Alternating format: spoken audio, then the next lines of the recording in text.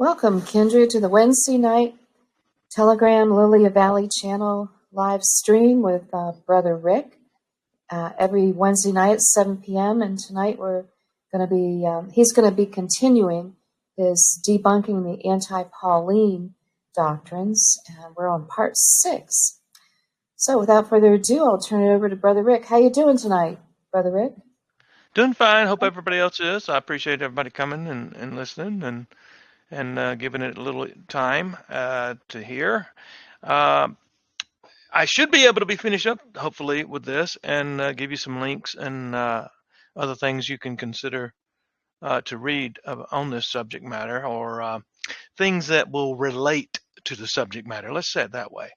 Look into certain histories and things of this nature, because that's one of the foundations that anti-Paulers will look at. They will accumulate a little bit of one of the things they do is look at his family tree or his background that is listed in Scripture, and it's a possibility that certain things there are so in accord with what an anti-Pauler might say, that he was married into high officials lineage and such, ultimately, or that he was at least very close to the families that were in high leadership positions, from all the way from Britain to Rome.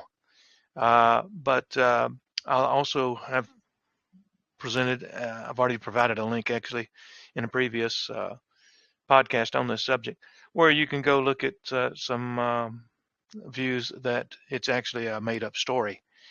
And I'll sort of touch on that later on tonight in this podcast, and then give you links to where you can examine things for yourself.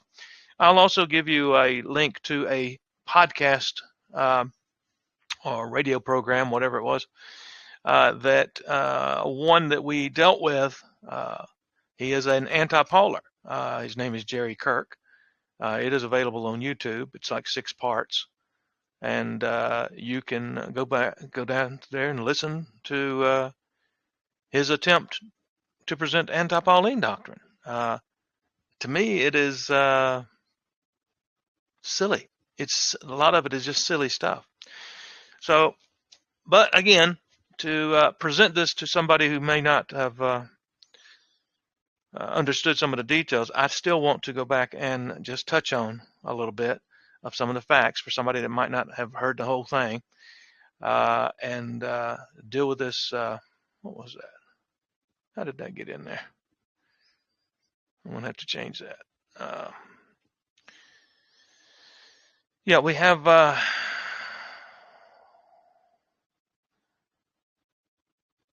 the beginning of this. Somehow my PDF got screwed up. I don't know. Where's it all went to? How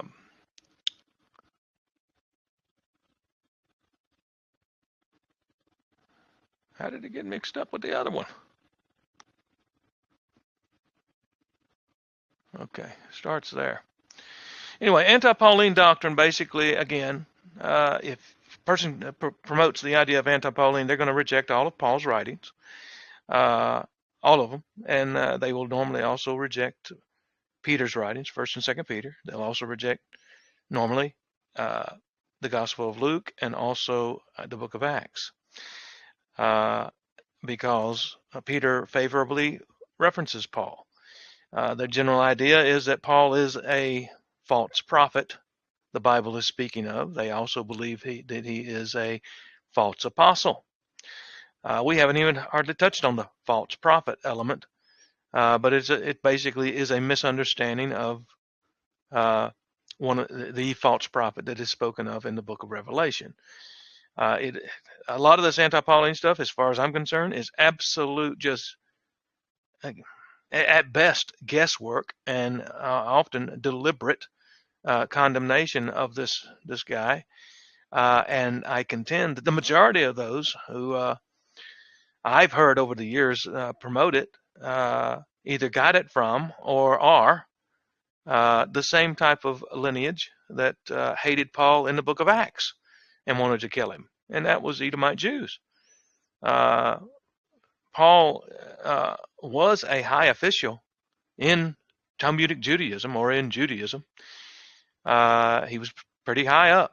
And this wasn't just a regular old Pharisee. This was a very high official in the Pharisee community. And one of the other elements that the anti-Paulers often will take is that all Pharisees were, I've even heard it where they were actually of a particular Canaanite bloodline. And as far as I can tell from Scripture and from the Messiah's own mouth himself, that cannot be true. And it's addressed in our previous podcast. I don't think I need to rehash those details, but it is available on the previous podcast that are stored on like BitChute and some other places.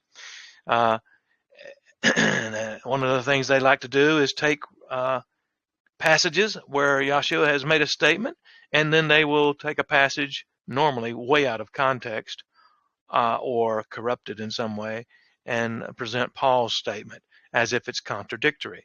And we've gone through numerous ones of those on the podcast. We don't need to go through them again, other than I will mention again. They'll take passages like 5:17 of Matthew. Think not, I am come to destroy the law or the prophets. I am not come to destroy, but to fulfill. And then they'll say, well, see, Paul says, for sin shall not have dominion over you, for ye are not under the law, but under grace. Thinking that he means that not under law means you're no longer responsible for obeying the law, when that is not what under the law means. Under the law, as we've discovered, and we've looked at it more than once, we don't need to hit it again, but it basically means that you're not under the penalty of death. You're not under the penalty of breaking that law. And that's why, well, who freed us from that kind of penalty? Well, Paul tells you specifically, it was the Messiah. Redemption by the blood of the Lamb. Belief in Yahshua the Messiah. Now, how is this taking glory away from the actual Messiah and giving it to himself? Well, it's not. But that's what they would argue that he's trying to do. They'll also, for some reason, that they want to condemn Paul, but Paul also promotes the resurrection from the dead of Yahshua the Messiah. A very strange thing to do for someone who is trying to condemn and assault the true Messiah, Yahshua. And so their argument often falls in the water. And it's just real stretches of the imagination at best. We've gone through many passages that they bring up, numerous pages here for you to take a look through and consider. We'll probably publish this somehow or other in a PDF format where you can read over it and look through it.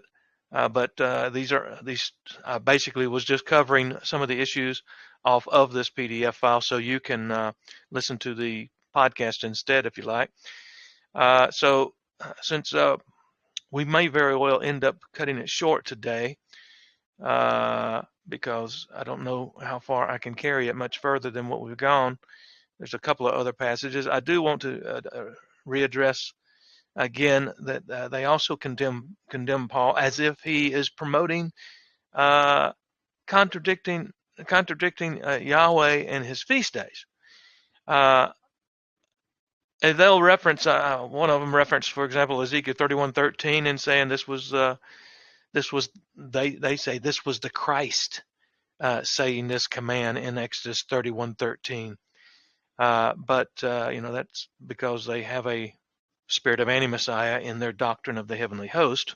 It's the reason they would say such a thing. But regardless, they will quote this passage, Exodus 31:13.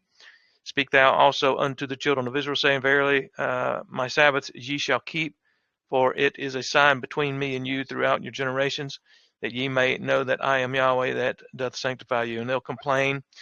Paul's words translated, one man esteemeth one day above another, another esteemeth every day alike. Let every man be fully persuaded in his own mind. Paul's not condemning the Sabbaths of Yahweh here. He's simply pointing out that some may consider certain of the feasts are more important to some people, while another person considers every feast day as just as important. Paul does not even hint at not keeping Sabbath or the feast days. Matter of fact, the first time I ever realized that Passover was directly commanded in the New Testament, it was Paul's writings. You're not going to find it in most places. No other will tell you point blank things such as what Paul says: purge out therefore the old leaven, that ye may be a new lump, as ye are unleavened. For even Messiah our Passover sacrificed for us. Therefore let us keep the feast. Remember, the feast of Passover, the Passover lamb was always pointing at Yahshua the Messiah. And regardless if, as I suspect, Abel's offering, way back in Genesis there, Abel's offering, I think, points at Passover too, before it became known as Passover. Even if that's not the case, his sacrifice of the lamb is still pointing at the Messiah. It's the very reason why Cain's offering was rejected. No blood. So Paul is extremely heavy on the feast days of Yahweh. And he's very condemnatory of those appointments or holidays or feast days that would be brought in as substitutionary. He condemns that notion as philosophical ideals or vain deceit or traditions of men. And so that's what Constantine did, for example. He got rid of the observance of Passover and he brought in Easter, for example. And of course, we all know about Christmas, the venerable day of the sun, the birth of the sun, the day of the year when the daylight portion of a day begins to grow longer. That's why it's considered the birth of the sun. And of course, it's the S-U-N in that case, but they attribute it to mean the S-O-N. And of course, numerous pagan sources have done the same over the centuries and millennia. But Paul is very strong on these things. And we need to be as well. Sabbath day is still extremely important. The feast days are still important. The new moons are still important. Remember what we've read over on a previous podcast. We read let me see if I can pull it up right quick.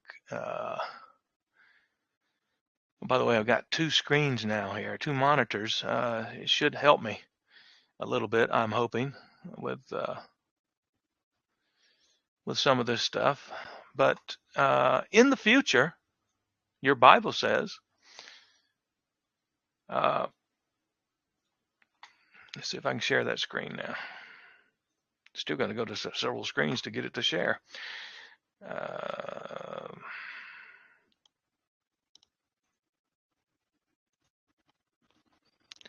In the future, well, we see here in Isaiah 66:23, and it shall come to pass that from one new moon to another, and from one Sabbath to another, shall all flesh come to worship before me, saith Yahweh. Now, keep in mind, a new moon can never fall on a weekly Sabbath day. And vice versa, the weekly Sabbath will never fall on a new moon.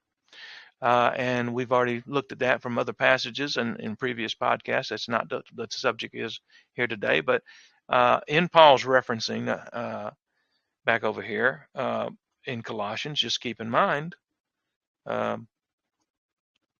he's promoting the new moons again. And of course, while many people would reject that, that thing is, let's see if it's a share screen. Yeah.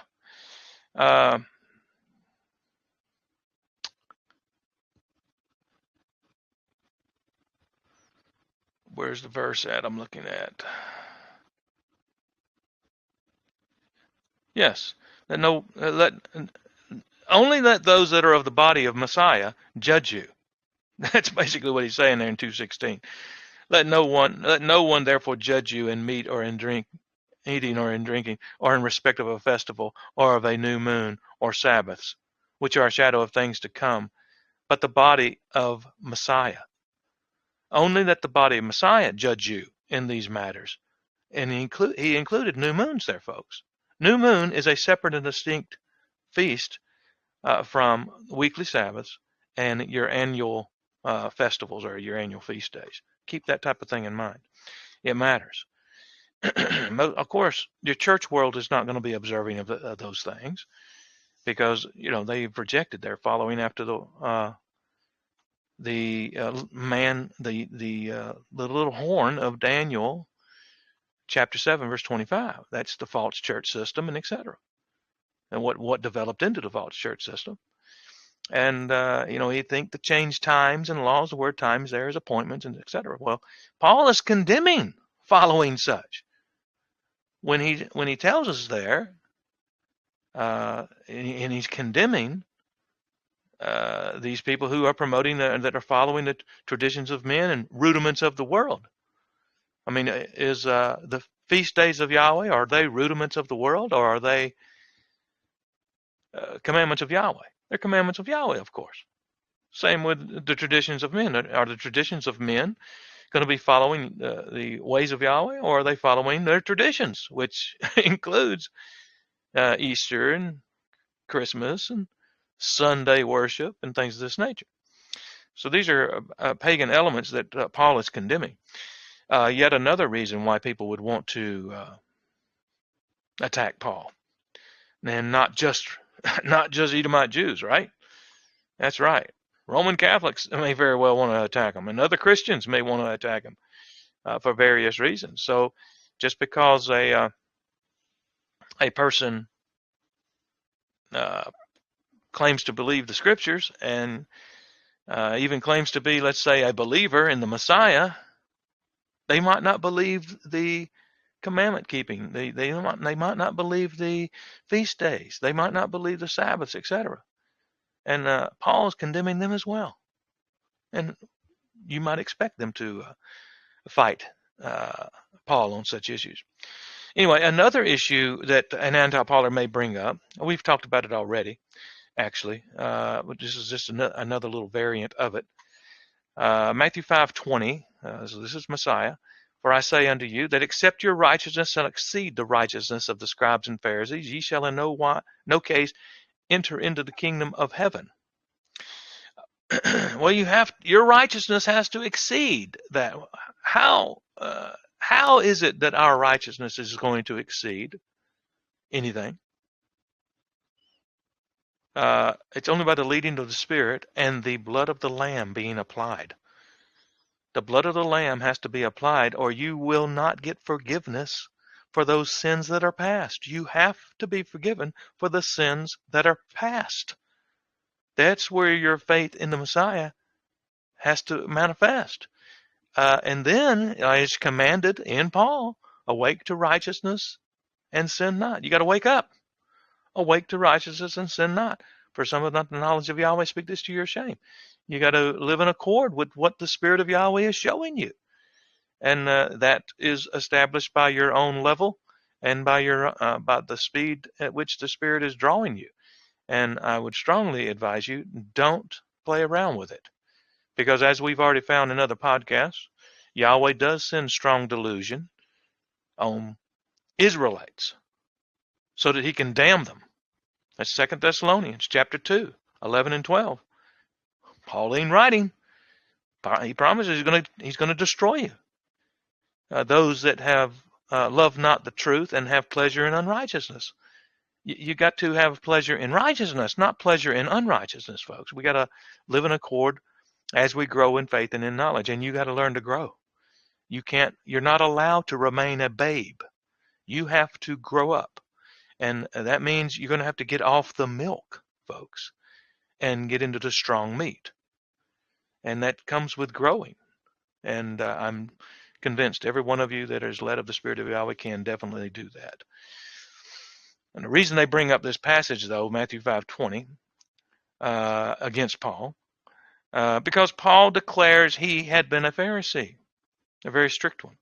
And while we have already shown that Messiah declared himself that a Pharisee could be converted to truth, we talked about it already. We showed the passages already. where he was basically letting them know, hey, if you'd have done these things, you'd have been okay. But they didn't do those things. So that what would have had to have happened? They would have had to have repented. And that's exactly what happened to Paul, the former Pharisee.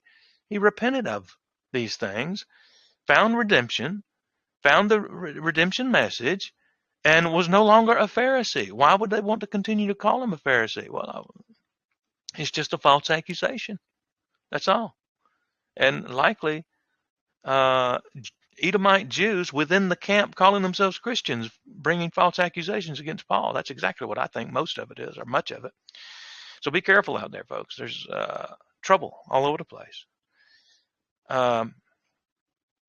Messiah himself declared that Pharisees could be converted to truth. Understand that Paul clearly explains one need for redemption through the blood of the chosen Lamb of Yahweh, Yahshua.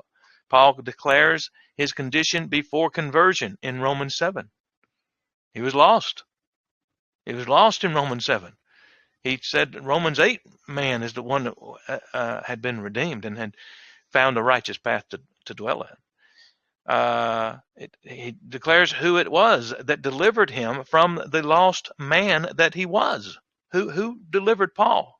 He gives glory of it and gives testimony of it all over the place. Probably one of the strongest one in the New Testament.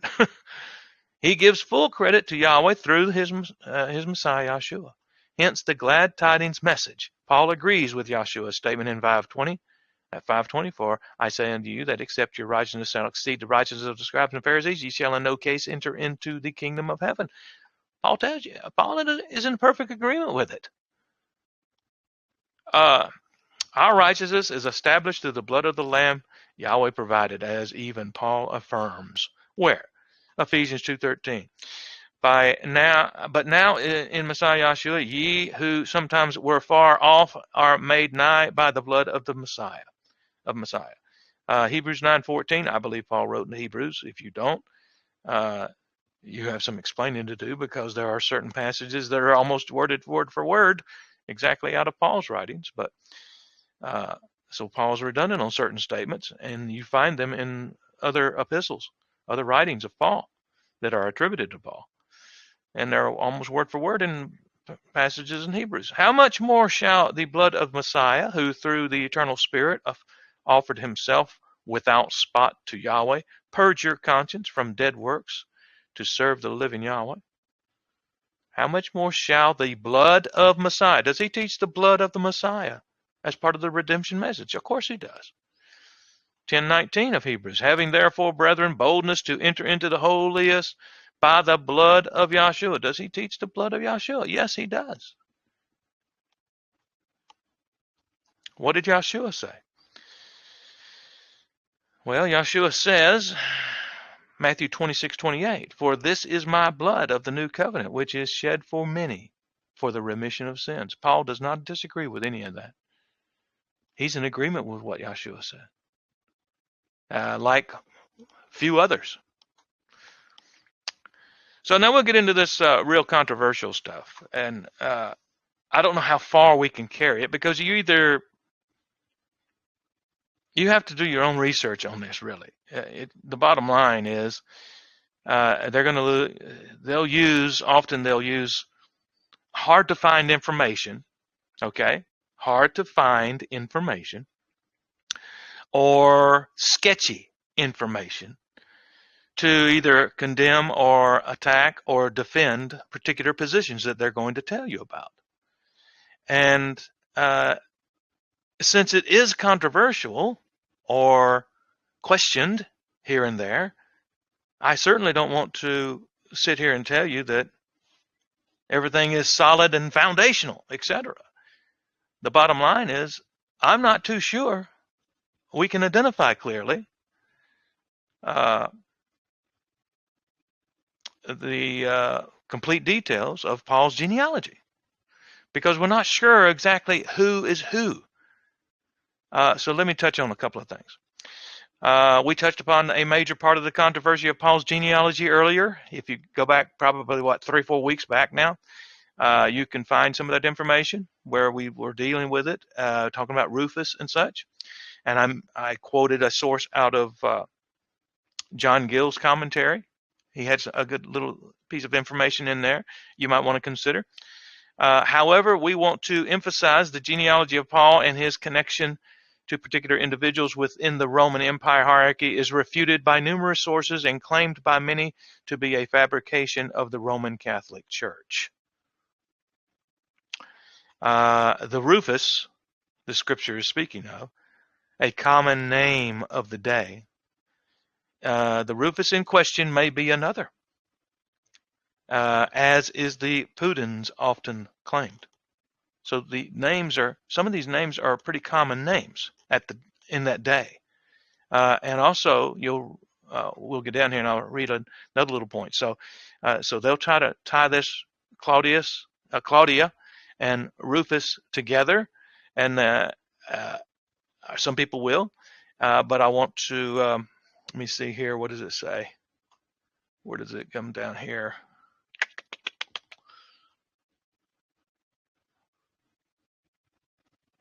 Oh, I don't see it right now, but the bottom line is the name Claudia. They say something to the effect that almost every woman was named Claudia. It has a particular message to it. I don't see it right off the top of my head, but maybe we'll get to it. So I don't want to sit here and read this to you guys. It will be available in the PDF that you can download and read. But what you're really dealing with is a controversy and an admission. As you'll see these words, fantasy or hoax and things time and again. What I want to bring you down to, okay, here you go. Here's that passage. There's no dispute over early sources, for there are none to connect these various people. See, there's no early sources to connect these various people, he's saying. That's one of the things he's complaining. There is no connection to deny. So he was accused of this particular one that was discussing this. And this is available on Wikipedia, by the way. And I believe I've provided the link for it in the article. He says every female in the genes was named Claudia, as every reader knows. I don't know if I wrote that right. Stricture against original research at Wikipedia is meant to protect the project from just such fantasy spinning as this. So that's what they're complaining. They have no solid evidence for these people and their linkage to the storyline.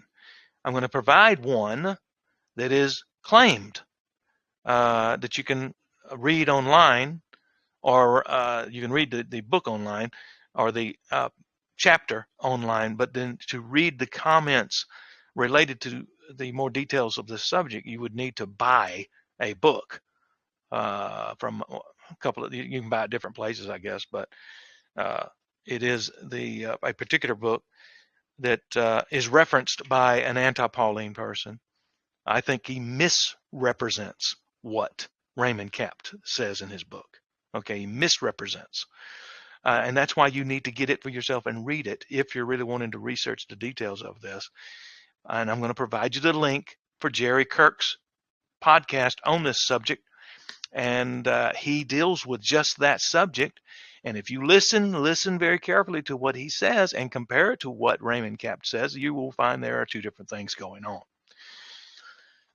And in this article, however, that he goes on and says, what I am saying is that given the proofs already presented, the existence of Rufus Pudentiana is a fabrication. Now, so some of these people that they're referencing are not even, they have no proof that they ever existed. And that's where one of the problems starts coming in. You can't necessarily depend on this. And it becomes a big issue to an anti-Pauler at times, because they claim that Paul was just part of the hierarchy of Rome. and working hand in hand with some of the Herodians to bring in a false system to replace the true Messiah. Now, you've heard me over numerous programs talk about, yes, a false system was prophesied to be brought in, and it was not Paul's writings that did it. Paul actually exposed the fact that that was going to be brought in, as a matter of fact. And part of the prophecy of 2 Thessalonians chapter 2 is that prophecy. And it's manifest within John's writings and others within your Bible. So, no, Paul was warning of the false system that was coming. He's not the false system that was coming. He was warning of the false system that was coming. And as we've talked before, it is mainstream Christianity. It's mainstream Christianity that was exposed as being the false system that was Hellenized. It's painted over the original message. And the original message was the worship of Yahweh, Yahwehism. And these, the Messiah, Yeshua, the apostles, the disciples, all of your early believers were Yahwehists, and you might call them messianic Yahwehists. Why? They worshiped Yahweh and believed that Yahweh's promised and prophesied Messiah had came. And so did Paul teach just that. Who teaches against it? Well, I guarantee you, Christianity teaches against that. That's why I made specific mention that Paul stands with the feast days of Yahweh. He stands with the Sabbath. He stands with the new moon. He stands with other things in accord with the laws of Yahweh. He promotes the laws of Yahweh, he says. We've already gone over that. It's Christianity that does away with the laws of Yahweh. We're not under the law, but under grace, they teach, right? All right. But they misapply what the subject matter. And so it's not. Peter warned that they would twist the scriptures and twist Paul's writings as they do also the other scriptures. That's what happened, folks. It's not that Paul was the false teacher. It was that the false system that Paul warned about has the false teacher. It's the remember, it's the line of popes that proclaim themselves to be apostles. They have claimed to be hold apostolic authority to the point of where they can change the laws of Yahweh. Yeah, it's called ex cathedra, speaking in ex cathedra, I believe is how it's pronounced. If somebody who is a Roman Catholic or former Roman Catholic, you might know better than what I do about some of the details, but that's basically the voice of Yahweh, they would claim. Whatever the Pope says, that's the law, so to speak. That's kind of the level of blasphemy that it carries to. And that's why the warning coming out of the fourth beast government was the little horn, and he would, quote, think to change times and laws. Well, it happened. It already happened. And the church world follows after the little horn. Yes, practically all of Christianity follows the little horn. And that's why we've brought up subjects time and again about the name issue. Paul brought up the name issue. Yeshua brought up the name issue. John brought up the name issue. John in the book of Revelation over there, he warned you that the name behind the number 666 is a number of a man. It's the number of his name. And you got Christian commentaries telling you that name that is speaking of is Christ. And remember, we've already showed you that Paul used Messiah. He would have been speaking of Messiah, not Christ. And we've already referenced numerous sources that said, no, it should have been left Messiah, not changed to Christ by later Hellenists. Hellenists gave you your Greek translation. That's why we're talking about this. It's not Paul that's the bad guy.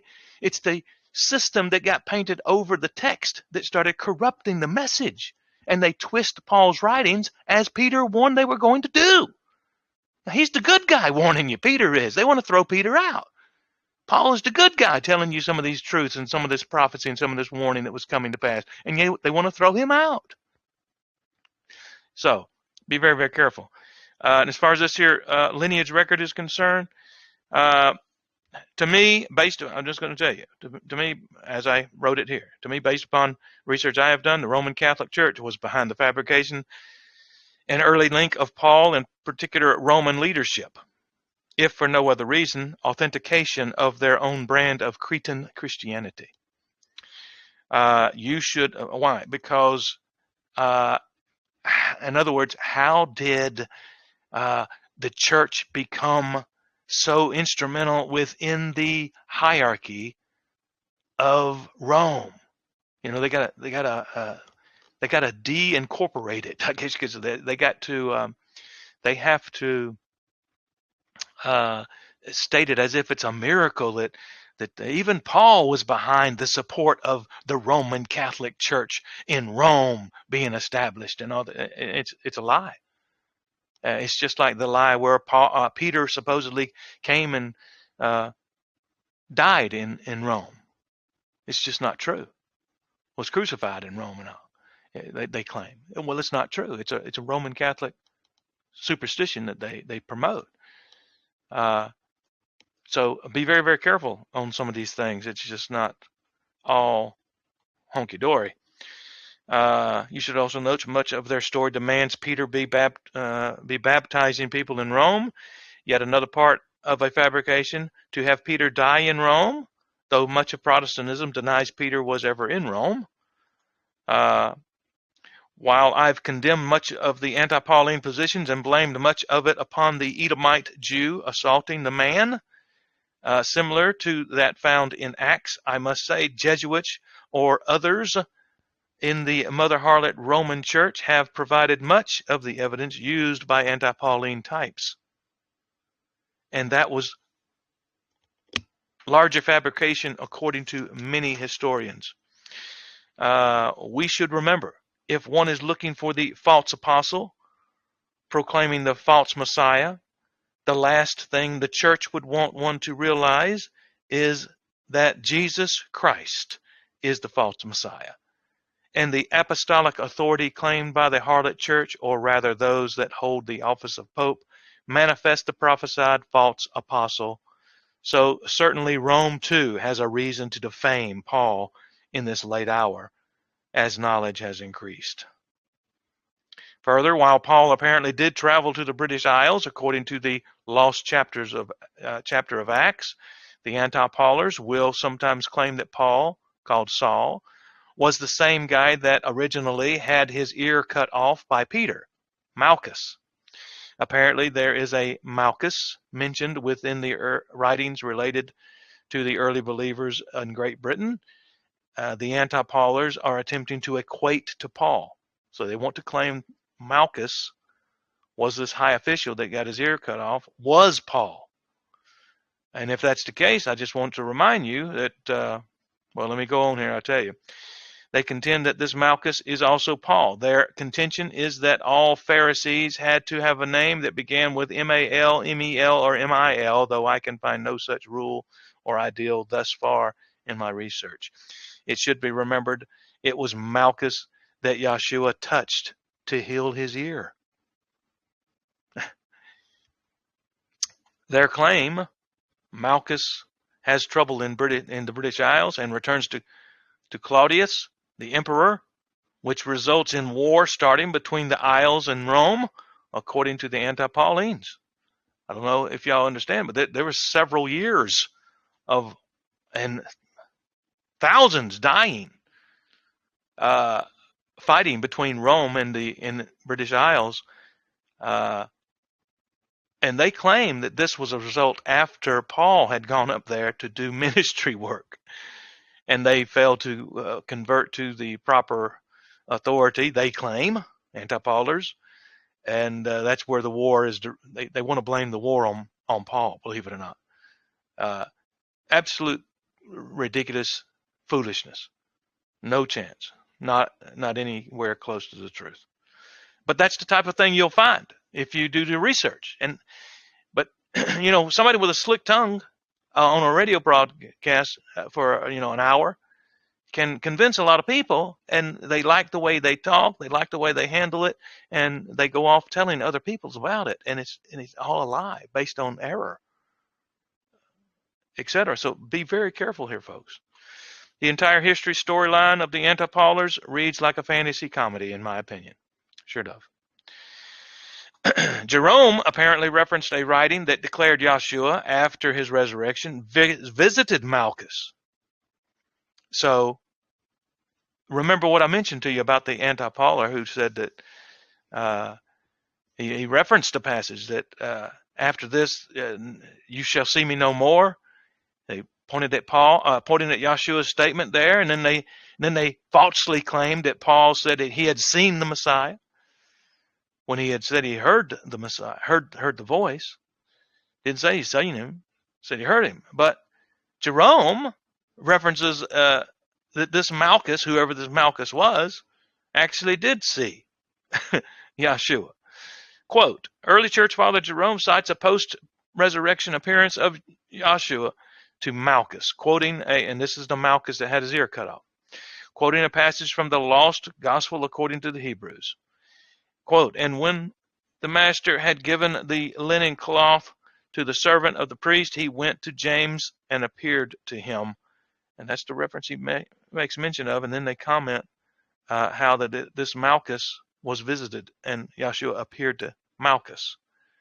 Yeah, I ask you, if this was true, if Yahshua appeared to Malchus, why would it be such a problem with him appearing to to Paul if that's the case? So keep that type of thing in mind too as you research these things, because we already read a passage, and we already gave some passages earlier in another podcast where, yes, the Messiah can appear to you, and it's not contradictory to Yahshua's own words. The Messiah can definitely appear to the brotherhood, the brothers and sisters in the faith. Jerome, in the other Gospels, non-canonical Gospel text, Ron Cameron, Westminster John Knox Press, 1982. Gospel of Hebrews, earlychristianwritings.com. If you want to read that section where we referenced there. Let me see here. Is this all of it? Okay. Yeah. I want to read a couple of little things out of St. Clement of Rome. He was around from about AD 30 to 100. He wrote, St. Paul also, having 7 times worn chains and been hunted and stoned, received the prize of such endurance, for he was the herald of the gospel to the west as well as in the east, and enjoyed the illustrious reputation of the faith in teaching the whole world to be righteous. And after he had, now why did he say the whole world? Because your Bible talks about him preaching this to the end of the world. Well, that suggests that Paul did go to the British Isles, if you read it the way the end of the world, meaning where an Israelite would be. And so that's one reason he would have gone there, because there were Israelites there. And after he had been to the extremity of the west, he suffered martyrdom before the sovereigns of mankind, and thus delivered from this world, he went to his holy place, and most brilliant example of steadfastness that we possess. Unquote. That's epistle of the to the Corinthians, St. Clement. Also, he says St. Clement belonged to the 1st century, knew St. Paul personally, and was the 3rd bishop of Rome. St. Paul speaks to him in his epistle to the Philippians in verse 4:3, quote, with Clement also and other of my fellow laborers whose names are in the book of life, unquote.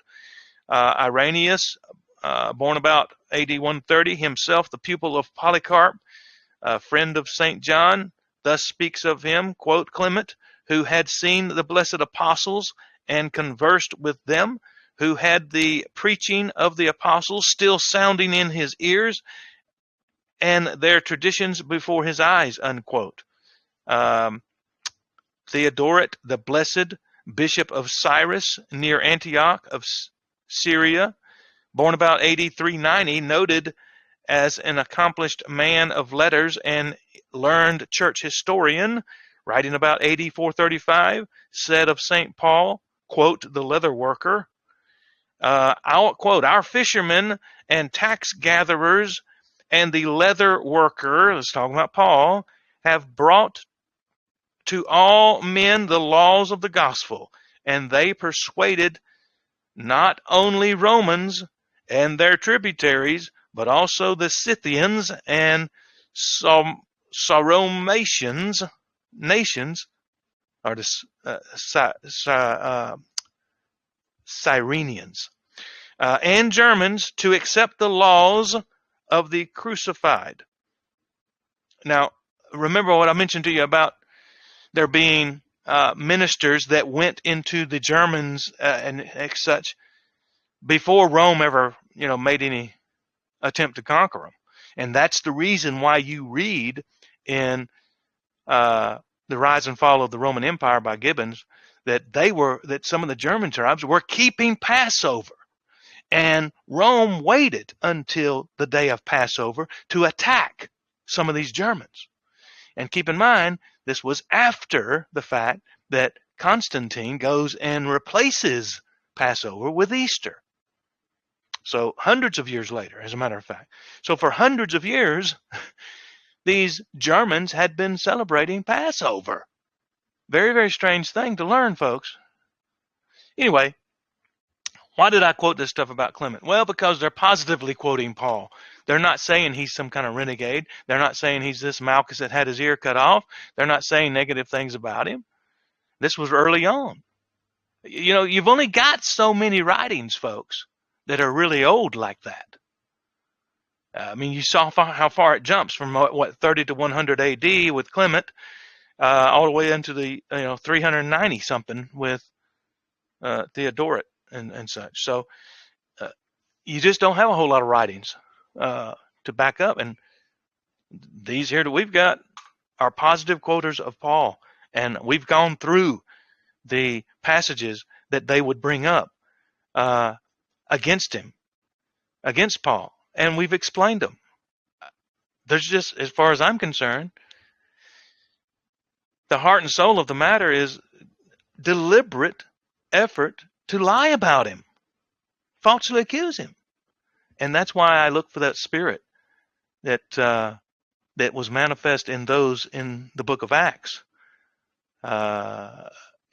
These Jews that were trying to kill Paul.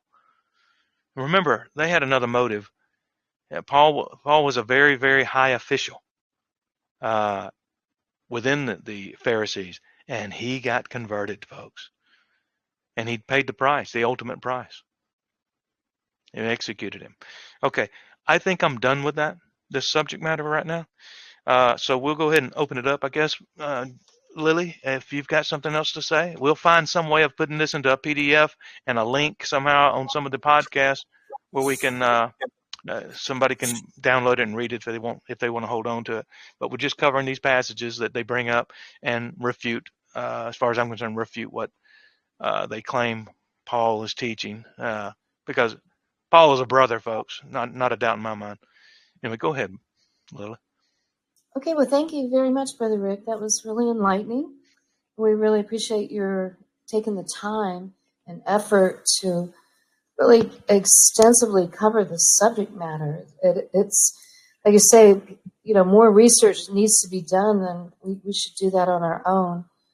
And, we'll get your items uploaded, your website, and also I'll put a link when I upload this podcast to your website where this document can be found.